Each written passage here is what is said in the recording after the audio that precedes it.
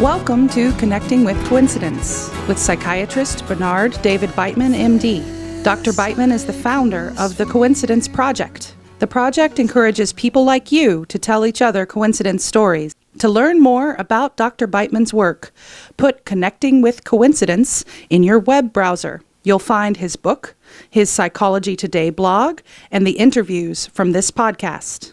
And now your host, Bernard Beitman, MD. Welcome to Connecting with Coincidence. Yes, I am your host, Bernard Beitman, MD.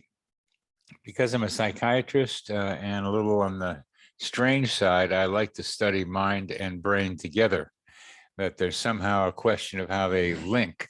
And it becomes a perpetual question for me, like how does mind influence brain and how does brain influence mind? And brain and mind are all influenced by physical and cultural contexts. How does that work? Well, meaningful coincidences like synchronicity and serendipity provide clues about how we're connected to our environment. And the more I have thought about what I'm doing with coincidences, it's an attempt to break the materialistic view that seems to be predominant in this world, and particularly in the United States, but other places too, where we are just all random beings with no purpose, made up of about a lot of molecules developed by evolution. And we're all looking for meaning. And part of that meaning comes from knowing that we are part of our environment and our environment is part of us. That's why I pay attention to meaningful coincidences, because there are hints about how we're connected, not only to other people, but to the trees, animals, plants, and the earth, and even the rivers that and the oceans that are part of us. They're more animate than we think. And we have to be careful about how much we put into that, but we also have to be careful about how we examine for that animation in those things that we call things, but have some kind of aliveness in them. My book, Meaningful Coincidences, Synchronicity and Serendipity, how do they happen? Is going to be out September 6th.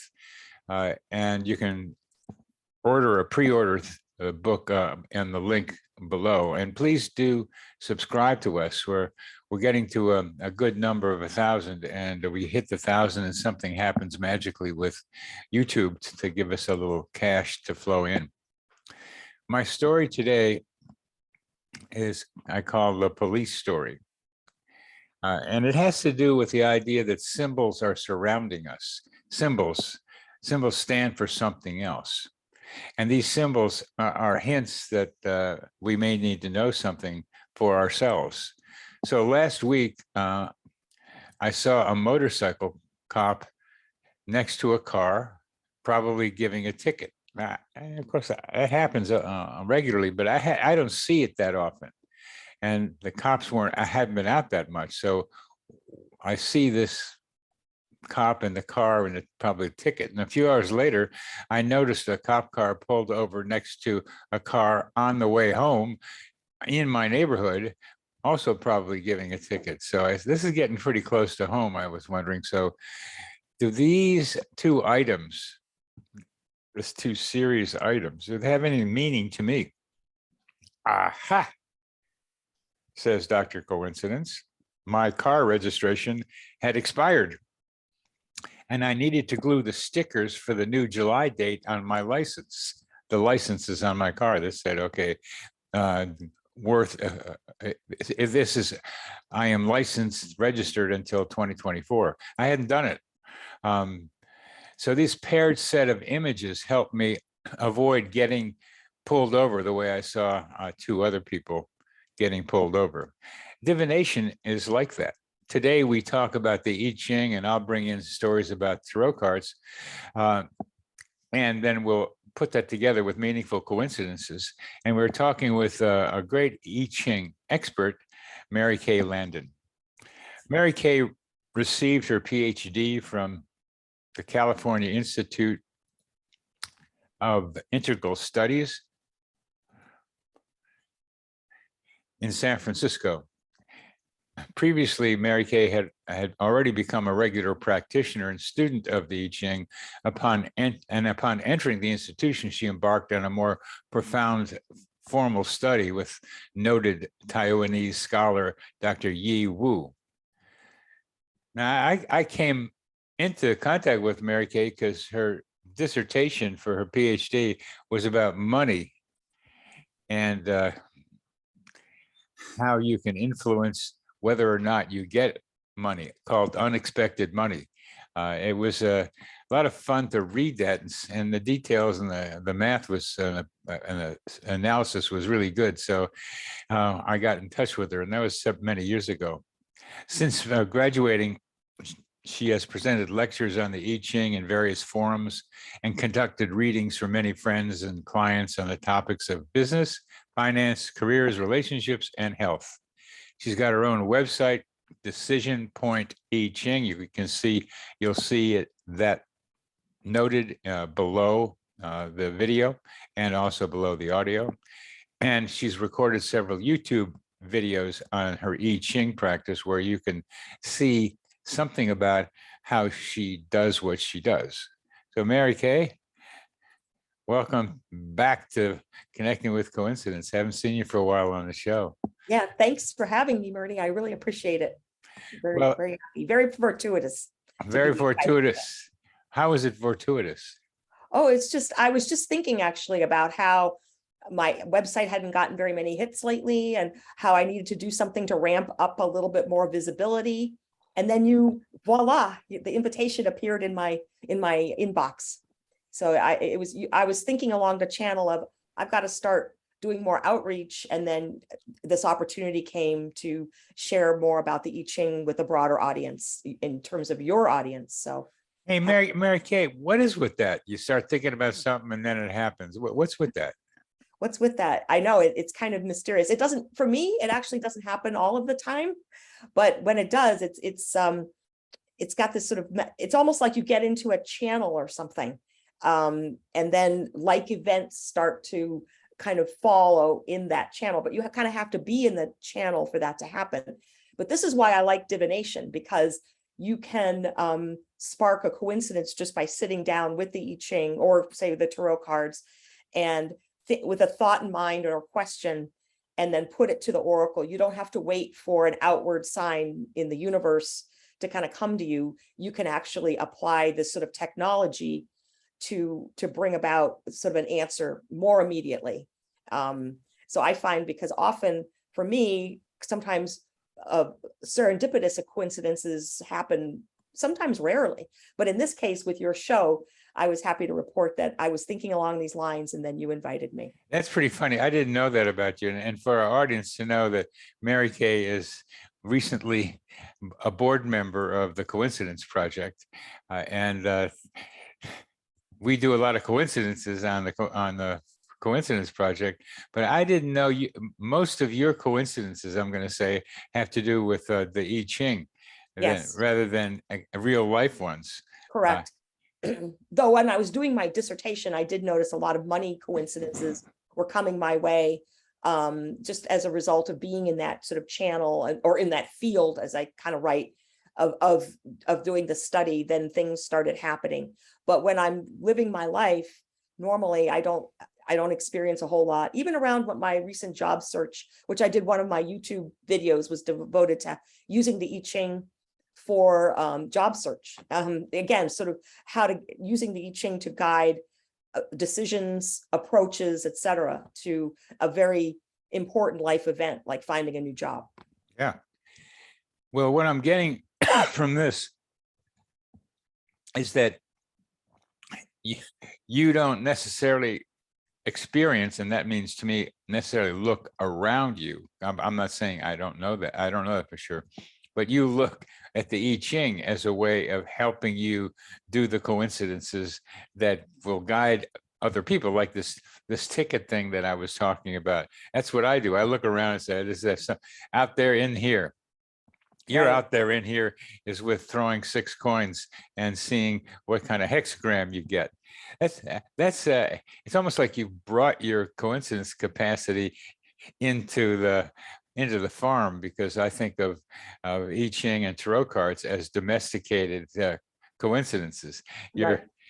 You, I, they come from the wild, so I'm doing them out in the wild. So Right. you do it on the farm. More systematic, though sometimes they still can be wild because there's randomness that's built into the procedures, so they can express, there's still room for them to be wild too, within the parameters of Of course, the wildness I was talking about is the wildness of outside of the room you're doing the I Ching reading in.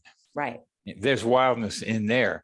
Yes. But out there is like, that's why I call it domesticated, and you're in the farm Mhm. or the zoo or something, Correct. or the laboratory even. It's like you bring it in, Mhm. but there's a similar process. Would you please describe what you mean by I Ching, and then we can talk a little bit about how you think how it works? The I Ching is a divination. Well, it's actually also a book of philosophy, but it basically starts as an ancient Chinese text that describes a mantic or a divination or fortune telling procedure where you do random operations with again, as you're talking about, with base 2, yin and yang being the sort of building blocks, yang being that sort of creative energy of the universe, kind of direct and firm, and then the yin, which is like the receptive but also the more fecund, that actually brings things into being from the energy of the yang. So the two have to work in complementarity, and so in the I Ching, it's basically a series of the interactions of yin and yang at the most basic level. But basically what you do is you either you have to do some kind of random procedure, either tossing coins or separating yarrow stalks. You can even get generate a hexagram or a reading online, through the computer. But I would say you don't quite do the whole meditative route the same way. You don't have that opportunity to be a little meditative about it when you're doing it on the computer. But anyway, it's a system where you ask a question and you get then you do this random procedure, and it's a 6-part procedure that builds what we call a hexagram, which is your answer. Basically, it creates it's like an archetype. One of the 60, there's 64 of them in the book, so 6 lines, and each line can be either yin or yang, so that's 2 to the power of 6, or 64 different readings that you can get, basic readings. And then from there it expands to many other pieces of guidance on each of the 6 lines if they are activated. So it's basically a fortune telling divinational procedure where you ask a question, perform this random operation with, I said, either coins or separating sticks or whatever, to build this reading, which is what we call a hexagram or a gua, that is one of 64 different situations. However, through the I Ching, over 4,000 readings are possible. So they say that it actually, every situation that humanity can face, a person can face, is in the book in terms of a reading that you would get, from a question. It's so cool to these guys who put that together could say, "Hey, we got it all here, man." It's like everything a human being has to come, and this is like a couple thousand years old Yeah, from ancient 3,000 China, years old. 3,000 years old. Yeah. Hey, we got this whole thing, and I like to think that back in those old days, they weren't as distracted by all the stuff we're distracted by now, so they could think about like how everything worked without much, and with good evidence slowly coming back to them, rather than all the speed of information we get now. Oh, absolutely. One of the legends of the I Ching, though I think it's more of a legend, was that one of the creators of the book, and I believe there wasn't just one creator, but anyway, that he was in jail for a long period of time, in prison. So he had this period in jail to actually contemplate how, like, a response would yield a situation or would correlate to a situation. So that's how he was able to come up with these meanings behind the different readings. Okay, Again, that's I legend. love these legends. We really don't know about really their sources, and that's part of the fun of it. There's mystery and speculation, and we do that. But why don't you tell us one of your good I Ching stories, because you've done lots of readings, and Oh yeah. give us some idea about what happens with some people in you.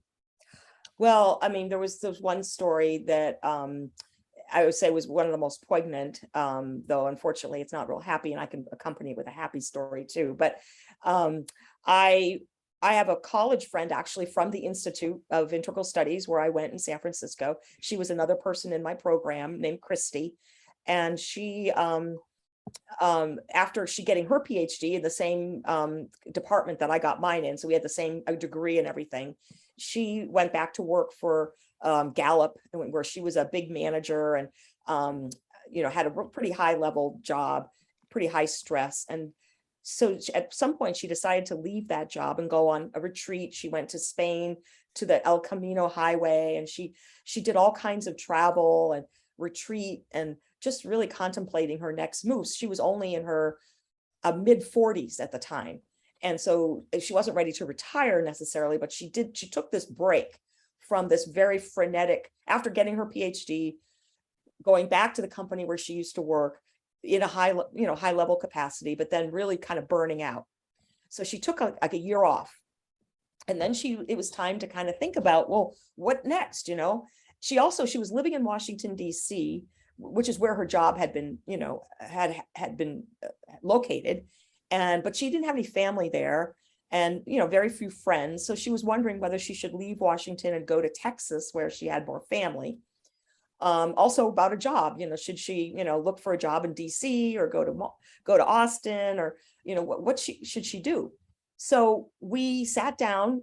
This was a session actually conducted over the phone, which makes the coincidences even more profound, because here's a person who doesn't know anything about the I Ching, who's basically tossing coins and telling me the outcome of each throw. Was it 2 heads? Was it 2 tails? That kind of thing. And basically the I Ching is giving, and happens with all of my clients, kind of gives this reliable answer, even though that person, the querent, does not even know what they're doing. They're just tossing coins and telling me what the readings are. Anyway, so we sat down with a grid, which is what I like to do with clients, with ask the I Ching different outcomes, like, okay, what's the wisdom of moving to Texas and getting a job down there? What's the wisdom of staying in Washington and getting a job? What's the wisdom of looking for a job or a management job, or this kind of? So we asked it, I want to say 5 or 6 questions, like different possibilities that she was thinking of. And all of the readings were coming out real flat. Like the I Ching was saying, they were coming out very tepid, very unenthusiastic. And I was saying to her, Christy, right now you're facing a big change in life. You want to go back to, either go find a new job or move. And I mean, you're looking at some big changes here. And the fact that the I Ching is not feeding back to you anything that's really actionable, this is kind of strange. And we kind of left the reading that way. We didn't really think to explore further, which I think now, from the learning from this, I will now do that. But here we had an example of the I Ching saying, hey, there's no choice I can suggest to you. Yeah, or there's no path forward here. There's no path forward here. Yeah. There's no path forward here. I think that's what we want to be able to say. The I Ching says there's no path forward. All the questions you're asking about things to do are not worth choosing. Right. No path forward. Wow. And how was that for you to be reading that for this woman? Well, partly it almost felt like maybe I don't know what I'm doing. I mean, it was kind of, because I had almost never encountered something that dramatic with the I Ching, where that dramatically nothing. That dramatically nothing, right? Especially with someone facing big life choices like that. And so I was almost like, it was almost like, well, am I doing, have I not set up the question structure properly? And so I was starting to question even myself. And then I know she was kind of confused because this was certainly not the outcome either of us were expecting, but we kind of left it that way. And I said, Christy, I'm really sorry. Nothing here is looking great. I think we should reconvene, pretty soon. Maybe when you have some more concrete ideas and we can put forward those in the form of questions. We got to do something here. So this was coming up on Thanksgiving time, and she had a planned trip down to Austin to be with her family at Thanksgiving. And so about 2 weeks after this grid of readings, which turned up kind of resoundingly nothing, we're down there. She's down there in Texas, and then we started to get these emails. Me and some other friends from the Institute were alerted that she had just been diagnosed with inflammatory breast cancer, which is one of the most aggressive forms that you can have. And suddenly, of course, her life was just upended by this. And we hadn't asked a question about her health in this grid because she assumed she was in excellent health. Again, she was in her 40s. She had always had good health. We didn't even think to question the I Ching about that. So for it to come out with this, for her to come up with this diagnosis, it was really a shock. But at the same time, it was like the I Ching had kind of, by shutting her down on these other choices, it kind of prefigured this type of news. And later she would note that was a very notable set of readings that we had done. We discussed it at length at future times. I stayed in touch with her until she passed early last year. That's not the usual story. No. And not the usual story for you. No. And thank you for telling us that. The I Ching was again answering the question that we're being asked. And it so much points to how important the question you ask is. Yes. It's true of just in relationships too. Yes. When you can ask God, the universe, whatever's going on around here, you can ask questions. But what's the question? Ask somebody. It illustrates those two very important things that I Ching did come up with as best as it could based on the answer, based on the questions. And here, the questions wasn't the right question, but she didn't know how to ask the right question, and there it was. But the I Ching answered it anyway, and you could find it. You found that. Yes. I think, again, had we asked a question about health, it would have popped. Now, I had a client, a person who I didn't know, actually, she had listened to one of your programs, Bernie, and she found me through your program that we had done before, I guess on the radio when you interviewed me a few years ago. So she had found me. I guess she's a listener of your programs. So she had found me that way. So this is a person I had no history with.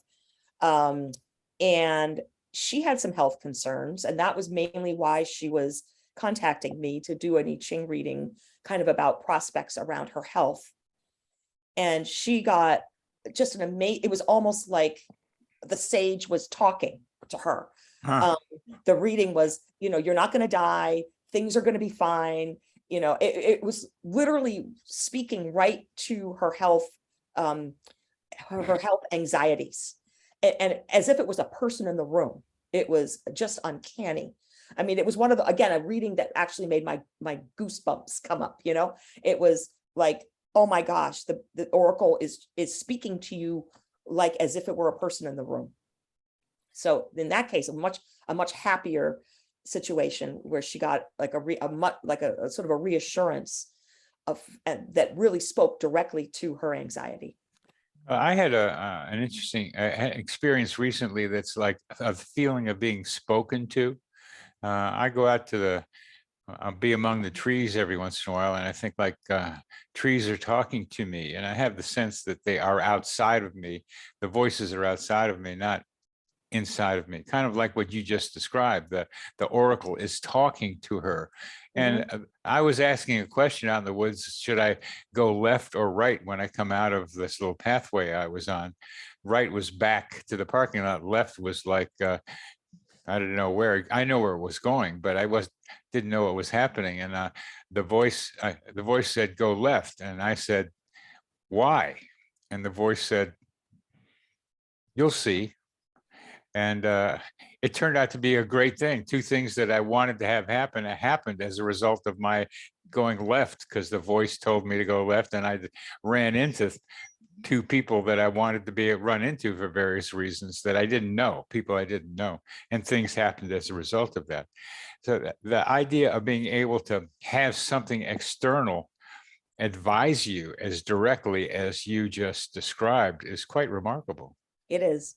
I also, another story that I relate on my website, I was starting and this also shows you kind of the tricky nature sometimes, and why the I Ching can be hard sometimes to read, because sometimes it seems kind of contradictory in terms of the response it'll give you even in a reading, which is why I think that there's some barriers to actually using the I Ching, that you kind of have to have a lot of time with it and experience of doing readings. I'd hope so. Yes. Yeah, because it doesn't come real easily. But I had met a new guy, and we were kind of starting to date.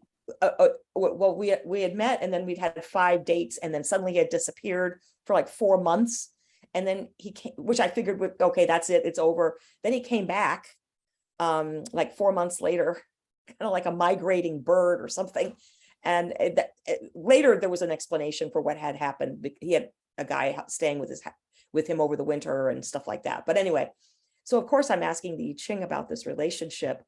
And I get one line that tells me, don't be too confident in this. And the next line, don't rule it out.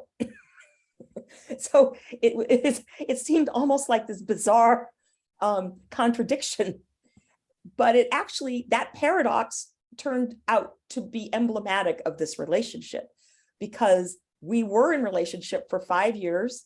So he did want a relationship, and we stayed, we were calling each other boyfriend and girlfriend, and we were in a relationship for that amount of time.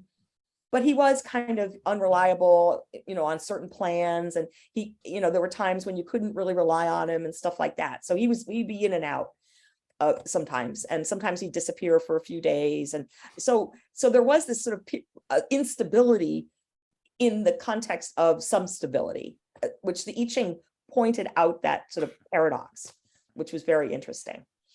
It must be a little frustrating for you to know that you have a tool here, we'll call it a technology. I like that term, a technology that can be much used in the world, and for asking questions about how things are going to happen.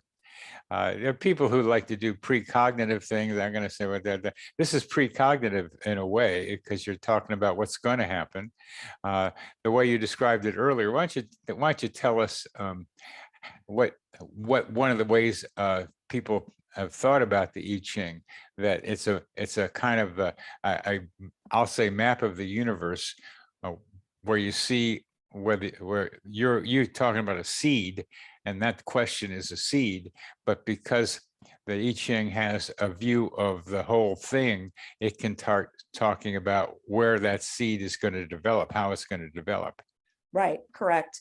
It's basically the Chinese, the I Ching with its 6 lines, they see it as a 3-part structure with 2 lines per part, with of earth, the realm of earth, meaning kind of manifest reality, the realm of humanity, which is, the human beings and our consciousness, etc. I would assume it's kind of, the other living beings are probably more on the earth plane, and they're looking at humanity in the middle, and then heaven on the top, meaning heaven, that's where everything kind of originates.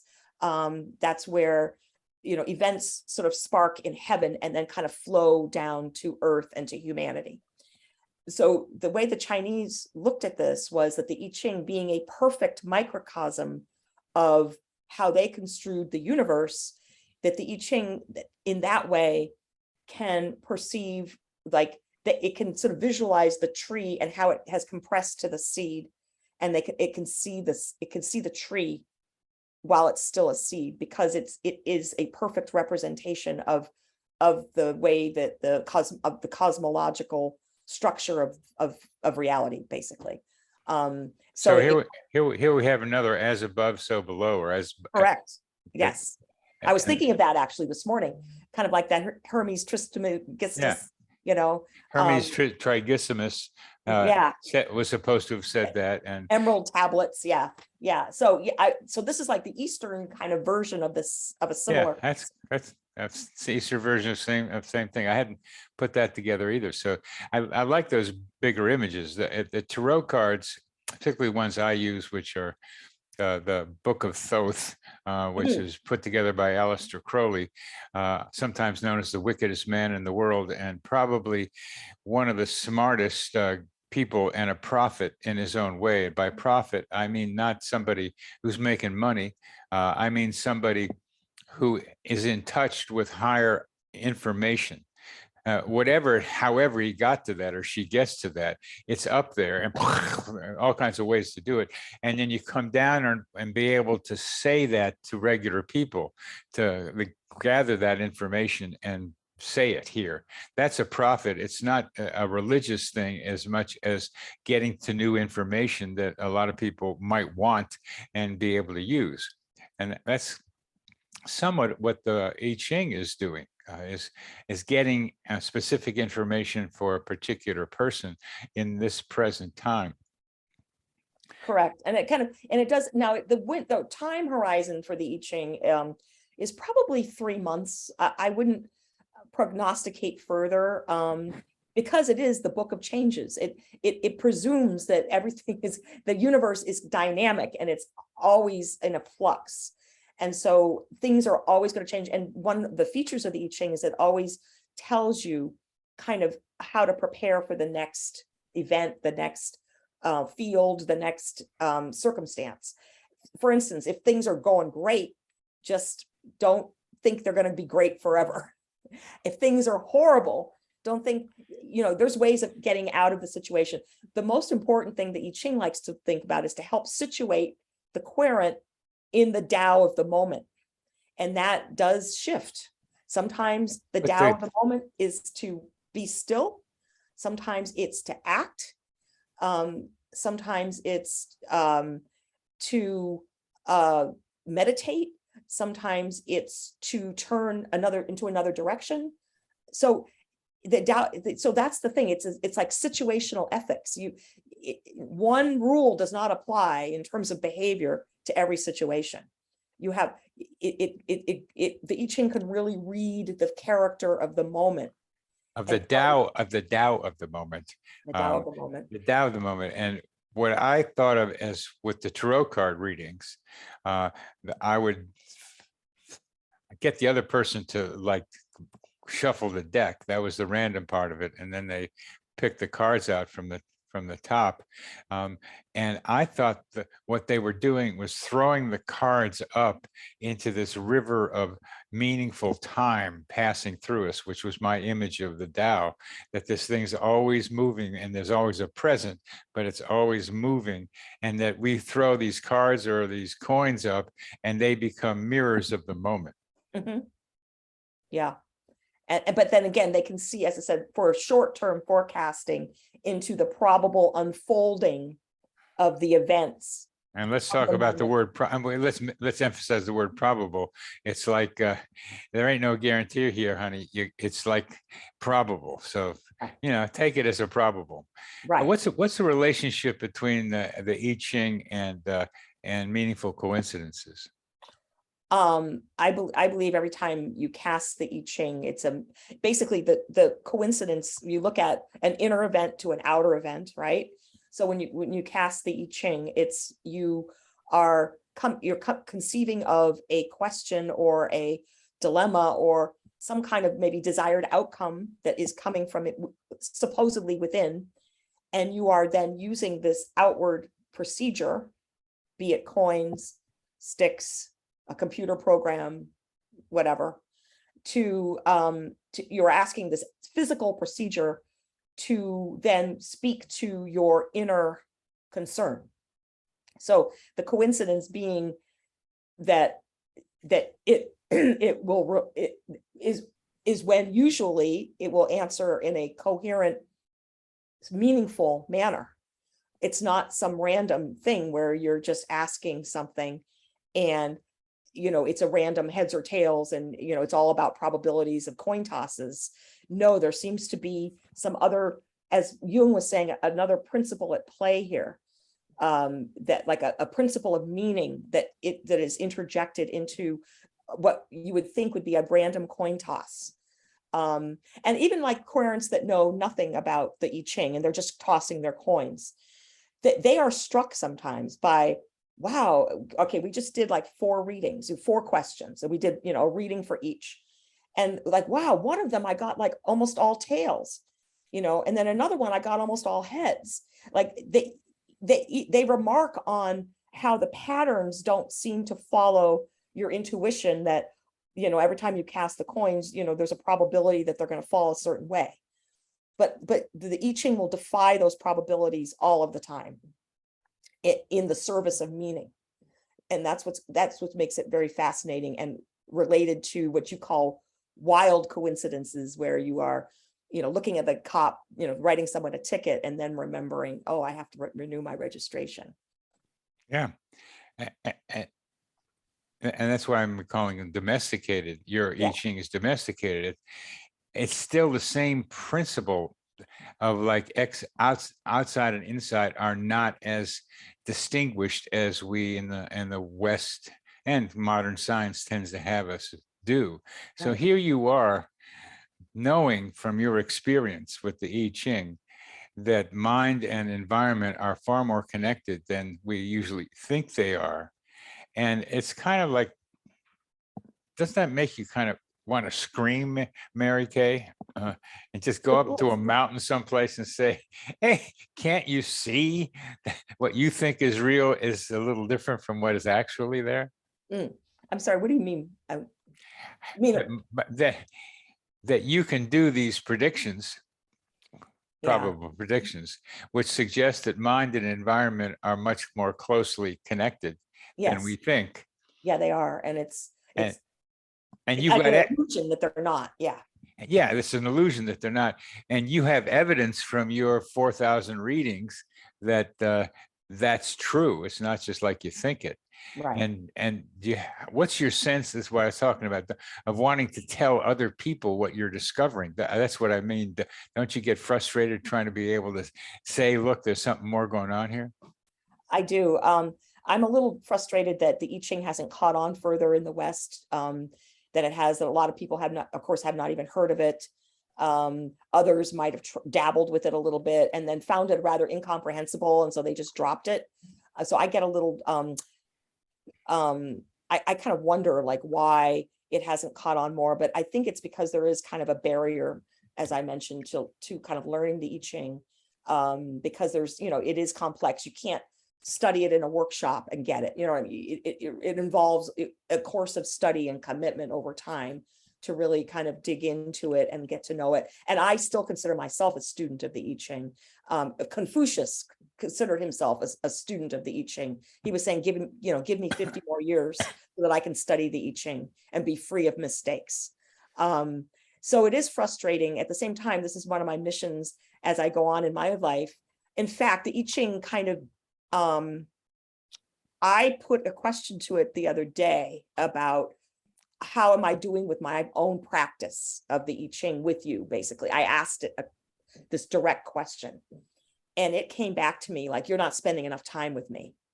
You are, yeah, oh yeah. I was like, oh, and so you talk about a little spooky, right? It was like, you need to, you are oppressed right now. And I think by what it meant by that was, I still work a full-time job that's unrelated to the I Ching. Of course, everything is related, but I mean, and I use the I Ching to get the job kind of, but anyway, but I work a full-time job, so I can't devote as much attention to, expanding my practice and, trying to get, getting the education piece out there as I should. So it really it kind of beat me up a little with this reading about you're oppressed and you're not spending enough time with me. So I was like, whoa. So there is almost like a sentient being. I mean, when you spend enough time with it, and I sometimes like to go into conversation with it, like I'll do a reading and then I'll ask a follow-up question to get another reading, and it actually kind of yields just about like a conversation, as if you were with a sentient person in front of you. You're getting these responses that again are pretty spooky, in that they are, you just don't know quite where they're, they are there. Is this God? Is this, who is speaking here? It kind of begs that question. It does beg it, and you can't answer it. You have to say that it's there. Yeah. And it's it seems like some kind of entity. We want to put names on these entities. Right. And I'm just reading today in the tarot card book about the Book of Thoth, that they're really mathematical truths of the universe, because the I Ching is very probabilistic. Those are all 64 twos, the 2 times you get to 64. Yep. It's 2 to the 6th, you get 64. These are mathematical truths. So when you tune into a mathematical truth of how things work, you get to mathematical answers, is one way of thinking about it. But because we want to put names on it, we'll want to give it a name and call it a god of some kind, which it deserves because it's so fantastic and is speaking to us. So it's an anthropomorphic kind of thing. But however you pick to do it, whether it's an abstract thing like a math, or like a naming it as the I Ching God or something, for you, it's there. There's something there that informs you, that has can have a dialogue with you when you pick up the phone, when you decide you want to be able to have that dialogue. Right. One of the also it has an ethic. I mean, it's not an ethically neutral voice either. Good. It has a certain bias. It has biases around acting ethically in the world toward other people, toward being, animals and being itself. It talks about a person's moral responsibility to their fellow humans. Now, this is an interesting contrast between the I Ching and the Tarot. I regularly do readings with a client who we kind of swap. She does Tarot for me and I do I Ching for her. And she was in the middle of, she had started a relationship, and then the person actually had a mental illness episode, had like some kind of break. I don't know. Again, you would be able to describe that better than me, but she was exhibiting some very erratic behavior. And my friend, basically, this person that I was reading for, she bailed on the relationship really quickly. She left that person to her own devices. And I think because she had already tended another partner through a long progression of leukemia until that partner passed away, she didn't want to go down that road again of being, close and intimate with a person with some kind of illness. So she bailed very quickly. And the Tarot had told her, when she was asking about the relationship, well, it's okay. You need to follow, your heart, or follow your desire or something. She got kind of an affirmation from the Tarot about that. But when we addressed the I Ching with the same question, she got beat up a little. Like, the I Ching was like, you have a responsibility to act ethically in the world and to consider another person's feelings. And, and so that was interesting because that was almost like a direct test between them. I also find, Bernie, I used to do a lot of work with the Tarot years ago. I didn't understand that. The Tarot card reading seemed to suggest you don't have to continue doing that. Correct. And the I Ching one was saying, be more responsible with how you're handling. I didn't really say she had to stay in the relationship, but it was kind of telling her, like, or advising her, like, this is really how you should be approaching this. You know, you need to consider this person's feelings. You need to, you know, give her some due process. Don't leave skid marks on the kitchen floor, as it were. I mean, you know, the tarot was saying it's okay to leave. Right. And the I Ching was saying, at least if you're going to leave, don't do it abruptly, Right. and do it with a lot of consideration. Correct. I think that's wonderful, Mary Kay, to talk about the different voices that get elicited with tarot versus the I Ching. Right. That's because Confucius was involved with the I Ching, and boy, you want to talk about ethical rules, but you got a lot too many coming out of that bureaucracy. Correct. But they got ethics in them, and tarot is like doesn't have that background from what I can see. It's more like, hey, look what's happening out there. Isn't it interesting? And it's a reflection of you, but it doesn't have as much ethics in it as the I Ching does. Now, I that's a nice discovery for me, at least, and maybe us right here. But you're just telling us about the distinction, because it's not just the 2 versus 10, the decimal system of the tarot cards. This is something more. The ethics are stronger in the I Ching than they are in the tarot, and that's how come that is? Do you have any idea about why that might be? Again, it's kind of mysterious. I was going to say, though, I used to work with the tarot a lot more than I do now, and I have several decks. And I found that the decks themselves had personalities, kind of distinct, and they would give different types of advice, and different castings on the same question. Sometimes I would ask different decks the same question, and I would get different shadings. So in the tarot, I think it's a lot, the system, because it's almost like when each deck is created, it's like it's inhabited by maybe a different sentient something or other, that there's not this unity. The decks themselves have personality, the style, probably infused by the creator of the deck. Yeah. And so, whereas the I Ching is the times it was created. Yes. Well, the I Ching was just the I Ching a long time ago. And yeah, there's a lot of stories about where it came from, but who knows? It's there. It's there, and it stayed the same. And the difficult thing for the I Ching is so many different books have been written about how to interpret the hexagrams. And some of them are so convoluted that you can't really understand what they're talking about. Some of them are bad. And some of them are bad, and some of them are too simple, because I've seen those too. So they each have their kind of multiple variations that are different, but the fundamental difference is that the I Ching has stayed the same.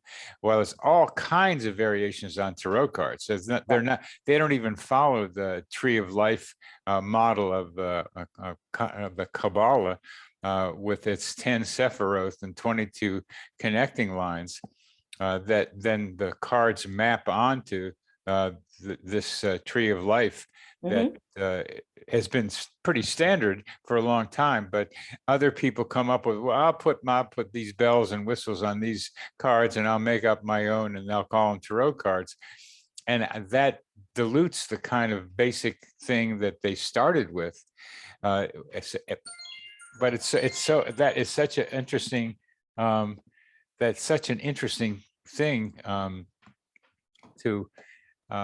to see how they differ in those ways. And the major difference that you're suggesting is an ethical one, because it's endured from the past. It's the same, while it varies with the person and the context with the tarot cards. Wow, that's cool. Now it's interesting. I have a client who heads an ashram. He's an American, but this is of course a Hindu practice that they do, but he's coming to me now a lot. If anything, I think he's almost getting a little addicted to the I Ching in terms of its advice, and things. But I do find with him that the I Ching is very gentle and reverential to his practice. It acknowledges that this is a spiritually accomplished person. And so even when he's asking kind of ridiculous, that's not a nice way to say it. He's asking about a situation over and over, which has already, the I Ching has been unequivocal that it's about a relationship, that the relationship is really not going to work. And he keeps coming to the I Ching, coming to the well, asking again and again. And I've been advising him not to. But even in that circumstance, the I Ching has been gentle with him in terms of the readings. It's been respectful because it acknowledges the certain spiritual accomplishment that he has already attained in his life. Whereas this friend who gives me the tarot readings, she's also in a different spiritual tradition, but I would say much more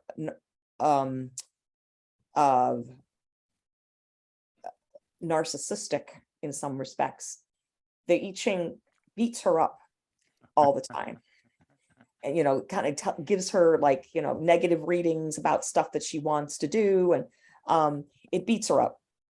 And so I find it very interesting that the I Ching also considers the subject of the querent and the capacity and the accomplishments and the integrity of the querent when it delivers a response. So it's very interesting. I'm getting a picture here that I never had before of the I Ching being a personality that that is like adapting itself to the querent, the person asking the questions. And I hadn't seen that before. And that fits with that kind of voice thing I'm talking about, with people hearing voices. And there are all kinds of ways that normal people hear voices, but they're supposed to be crazy. But no, you can hear voices and they can be quite helpful. Go to the right lane instead of the left lane, I just heard yesterday, and a truck would have smashed into her in the left lane if she hadn't moved over to the right lane. I had another story like that. And that's immediate reading. You can't do the I Ching right there, but it's like that she got the voice to do it. That's really an operational one. And what you're talking about is a longer term version of the same thing, where you get a voice speaking to you in a quieter circumstance that tells you what to do, but then it talks to you interpersonally. It talks to you with who you are and what you've done and where you've gone. That's so cool. And also what was interesting, one time I had a house guest and I didn't know her real well, but we had some time together. She was passing through Boston area. And we sat down and I was like, of course, and she does like the I Ching. She kind of dabbles in it. So I said, I'll give you some readings. And we and she wanted to know about her housing situation, that she was going to have to move or something, or kind of what to do with her house. But she didn't give me the whole story, but I'm sitting down with her and I'm going, is there some legal issue going on here? And she said, yeah, as a matter of fact, I'm under foreclosure. Which she kind of left that detail out, but it came out in the reading. Yeah, it came out in the reading. Well, I'll have a question that I've been wondering about. The reason, the main reason I wanted you to be in the Coincidence Project is because of your I Ching work. That's what I wanted, because you represent it so well. Have you, when you were thinking about being a board member of the Coincidence Project, did you do a reading, and what did it say? I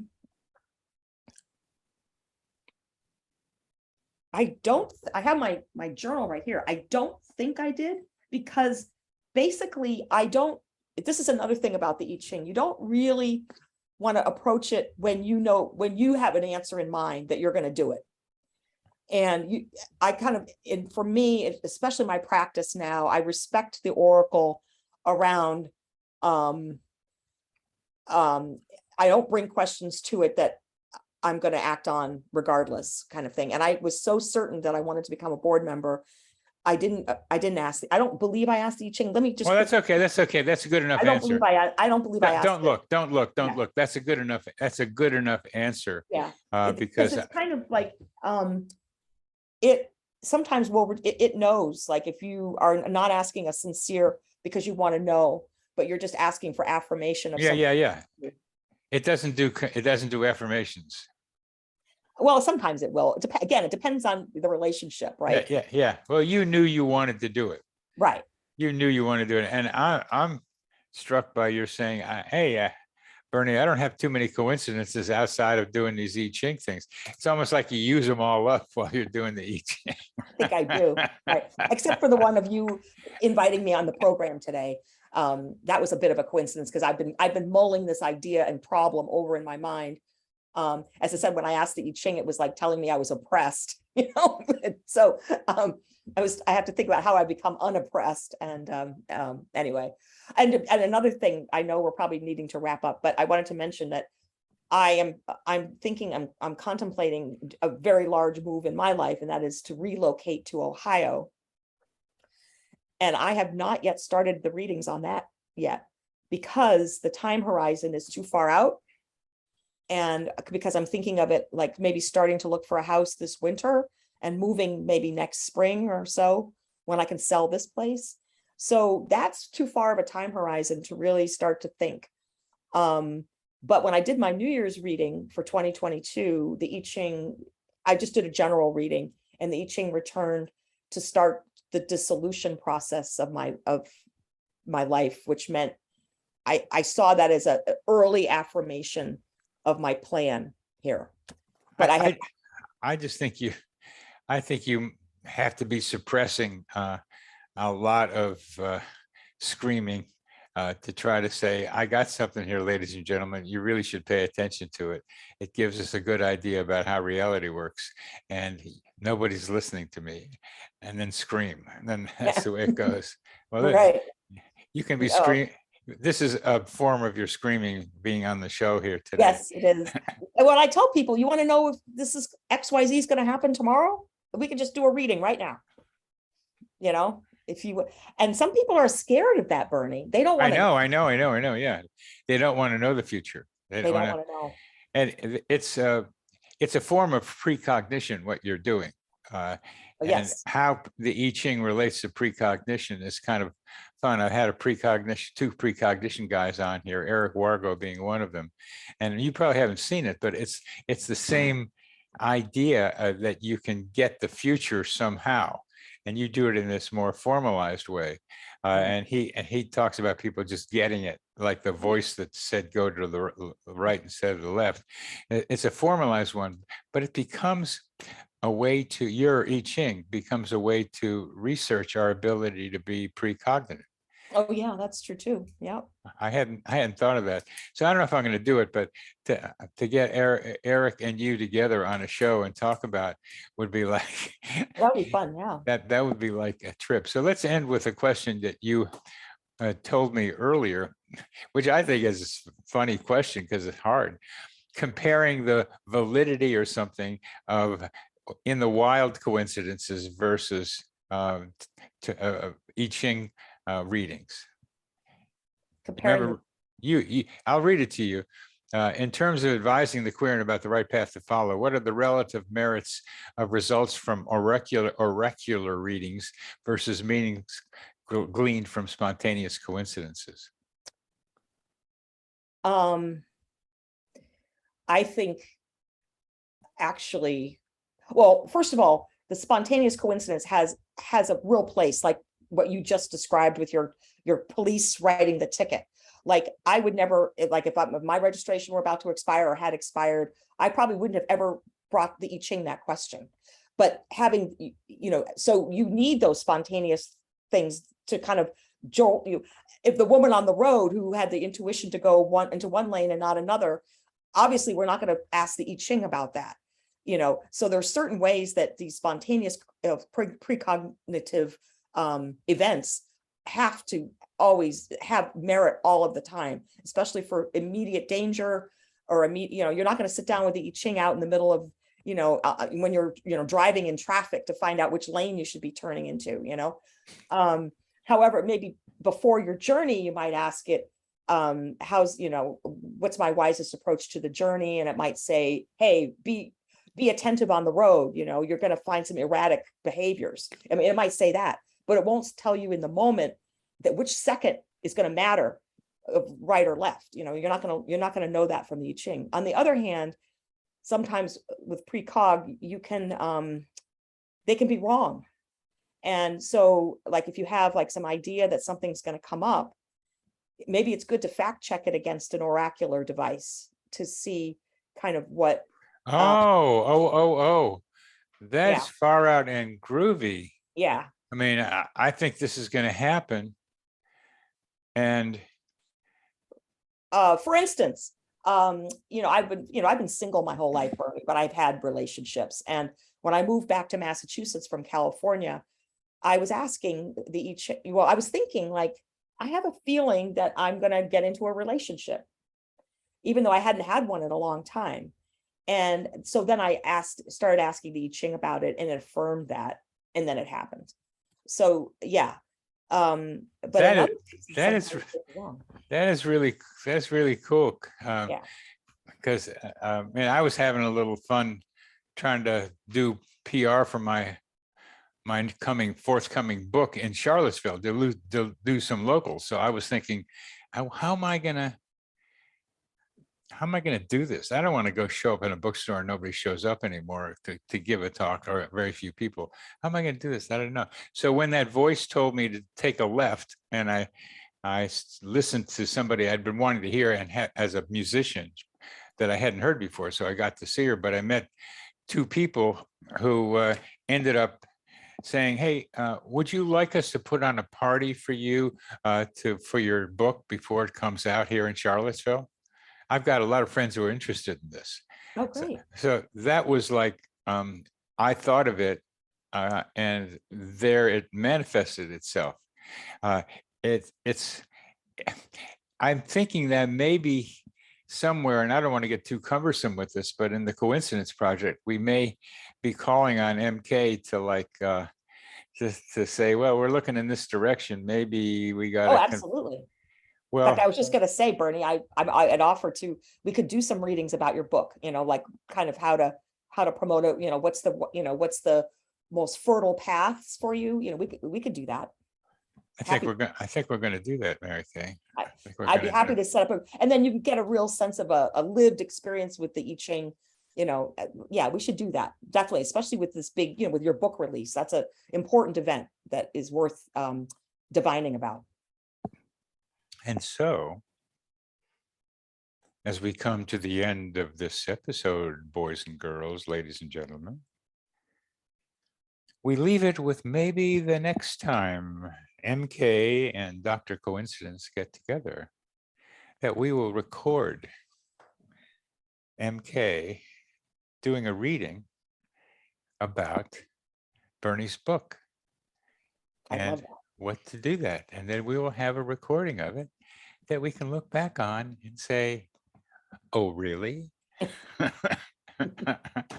So let's leave it with that, Mary Kay. Sounds great. And I've known you for a long time, but I really got to know you better on this thing than I had before, because you're a real expert in this thing. I mean, you have a deep love for it, obviously, but you know something about it. I'm like James Bond. He'll talk to anybody who's an expert in something, and you're really an expert on it. And you're kind of modest, and so people don't get to hear what you got. But and the I Ching has told me that too. I'm too modest. Yeah. It does value modesty a lot, but it kind of, it's there's a place for it. And right. When you're talking about the I Ching, the I Chings want you to get out there and talk about it. It's not being modest and oppressed. Yeah. Get out there. So this is a step in that direction. It is. But I really appreciate the opportunity, Bernie. You're welcome. And I'm really glad to get into your heart as well as your mind about this stuff. So I think spontaneous versus controlled might be a better definition of the difference. I like that, but to me, it's wild and domesticated because I'm a wild guy who doesn't like to be domesticated. So that's my particular, but I think spontaneous versus, and spontaneous is a whole nother question, but that's a whole nother question. We can leave that alone. So Mary Kay, we'll end this right now, and we will be seeing each other at the next board meeting of the Coincidence Project and doing some I Ching readings on what am I going to do with my book. Yeah, let's do that. Let's plan that, Bernie, definitely. Then Thank we you will. again. You're welcome. And I will say to you, au revoir. This icosphere is our mental atmosphere, like a hologram of cosmic consciousness.